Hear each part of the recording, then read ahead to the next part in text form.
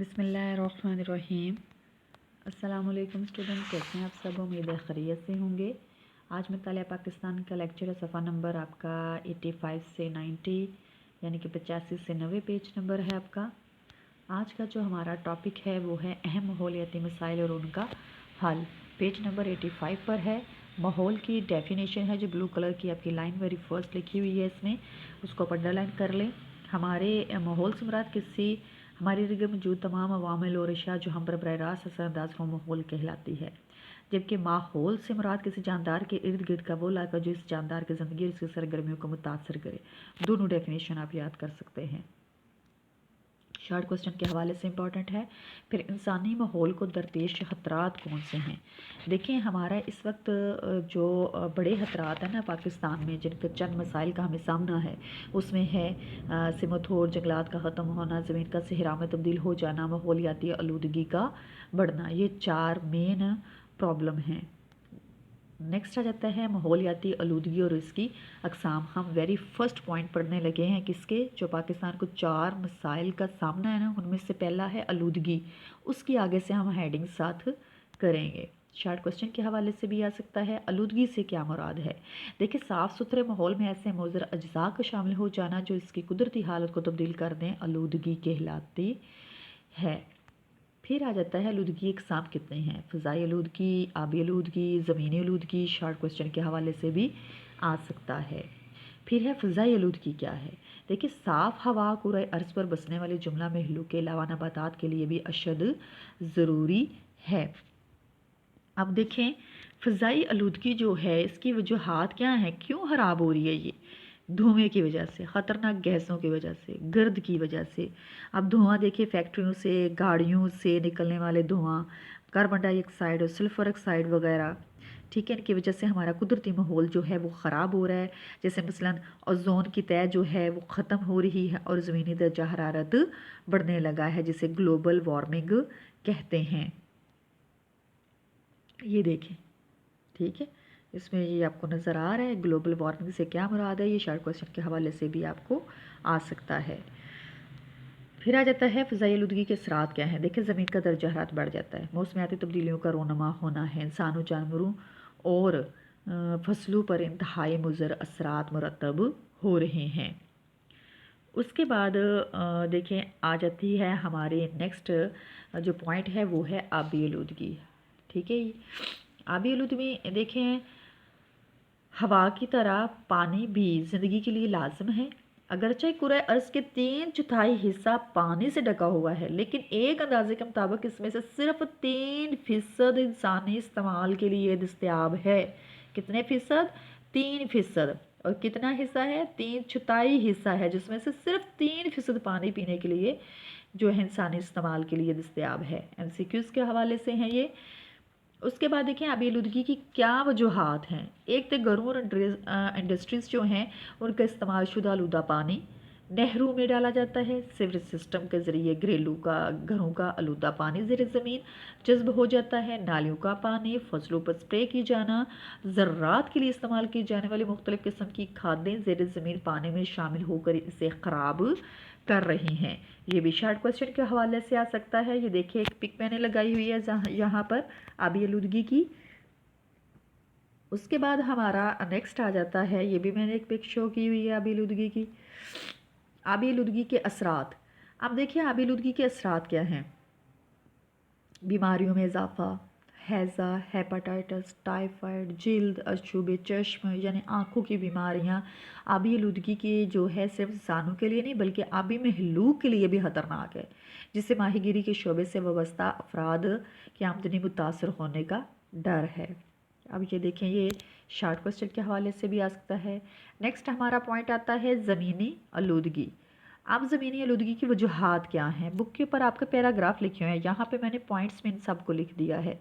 घरेलू और फैक्ट्रियों के इस्तेमाल शुदा पानी का फैल जाना, फसलों पर स्प्रे और खाद का इस्तेमाल, कुदरती आफात जैसे कि ज़लज़ले, सैलाब वगैरह, सेमोथोर, घरेलू संदी कूड़ा करकट के जमा हो जाना ज़मीनी आलूदगी का बायस बनता है।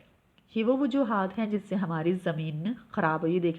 देखें ज़रा, यहाँ पे कितना कचरा पड़ा हुआ है, ये हमारी ज़मीन को ख़राब कर रहा है। उसके बाद हमारा आ जाता है ज़मीनी आलूदगी के असरात क्या हैं।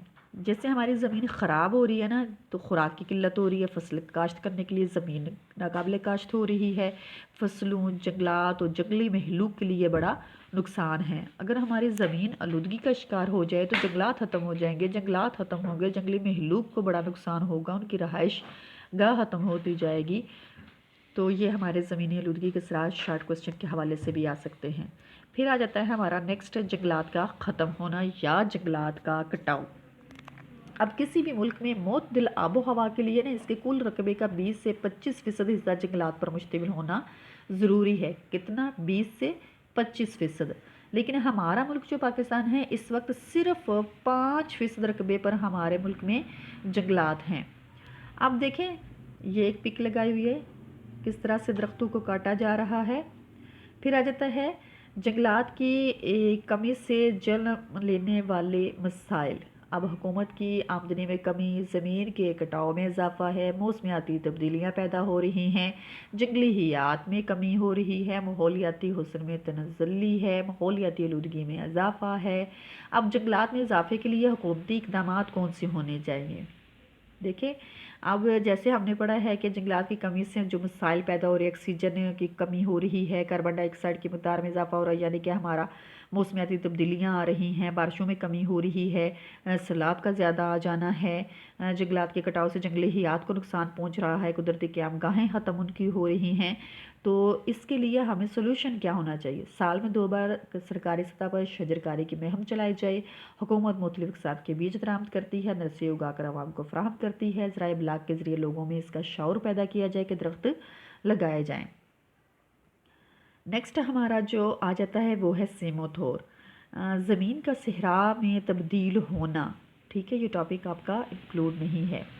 अब सेमोथोर जो है, देखिए, सेम ज़ेर ज़मीन पानी की ज़्यादती को कहते हैं। जब ज़मीन के अंदर पानी का लेवल ज़्यादा हो जाता है तो उसे हम सेम कहेंगे, जबकि थोर पानी की कमी, जब ज़मीन में पानी का लेवल कम हो जाता है तो उसे हम थोर, उस सतह को फिर हम क्या बोलेंगे, ज़मीन को थोर।